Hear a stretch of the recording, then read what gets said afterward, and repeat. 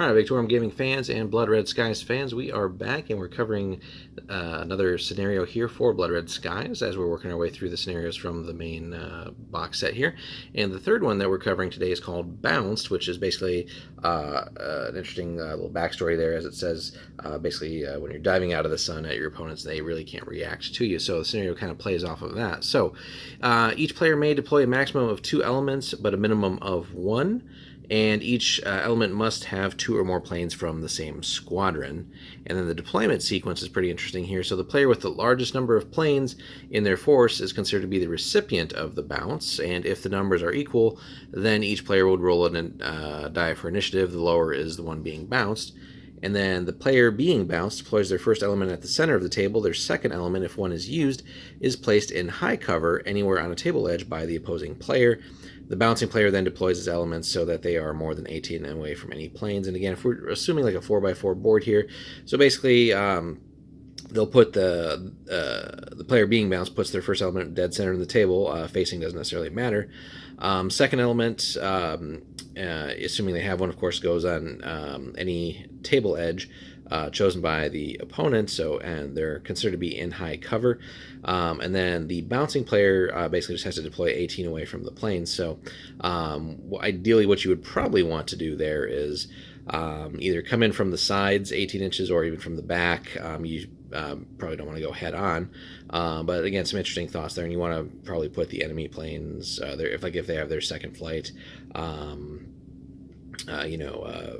basically probably in front of them, I would say, or just somewhere where it's not going to be as advantageous, and kind of tuck them out of the way there, basically. And then the starting advantage level is interesting here too. So all the planes being bounced start the scenario neutral, but the attackers start advantage. So there's no rolling in this one, so it's actually pretty neat. Definitely punishes the player a little bit who has more planes. So they just have to start neutral, and then the player with fewer planes, just because that could be a little bit,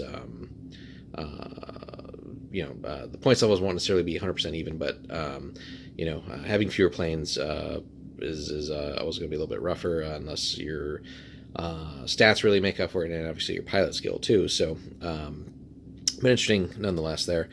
And then leaving the battle area. So in this one, if planes leave the battle scenario, leave the table, they basically leave the game and are not coming back. And no boom chits are crew for that. So that's at least kind of nice there.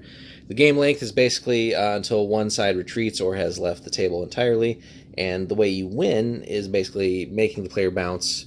The player making the bounce scores a victory if they shoot down more planes than one of their own is shot down. So, and that's going to be a little bit rough because, again, if you're starting with fewer planes, you really can't afford to take losses there. So if you're doing the bouncing, it's definitely still some pressure on you to keep that in mind. Now, granted, the enemy has more planes, so ideally, it's going to be maybe easier to shoot some more down.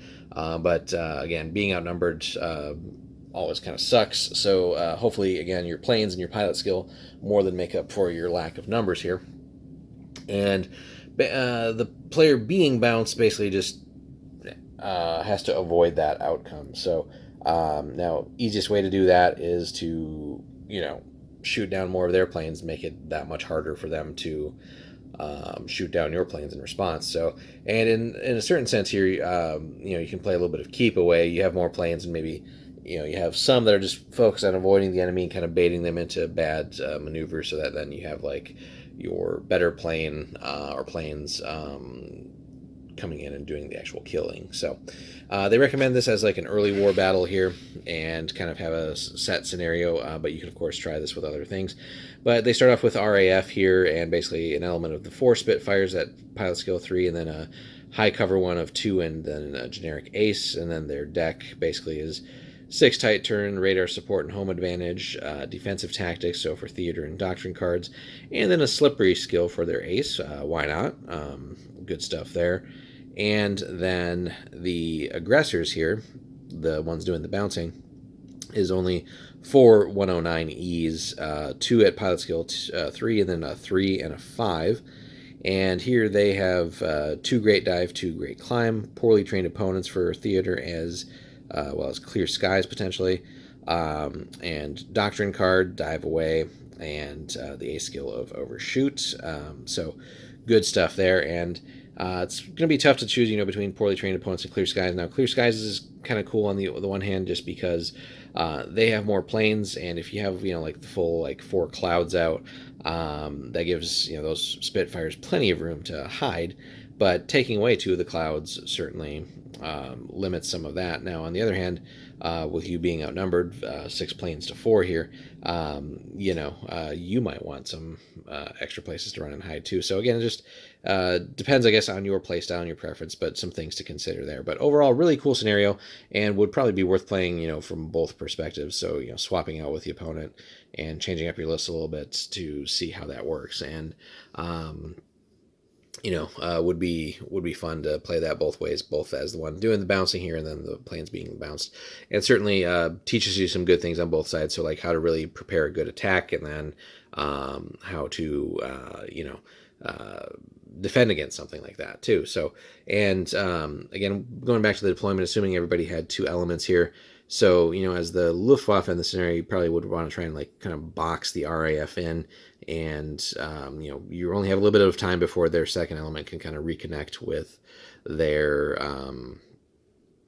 main force here, and obviously that'll bring in their ace, their generic ace as well. So you really want to try and maybe down one or two of those Spitfires right off the bat if you can, but you need to come in and kind of try and box them in and try and sort of prevent them from making contact. So again, different ways of doing that and different theories, but it's definitely going to be a tough one.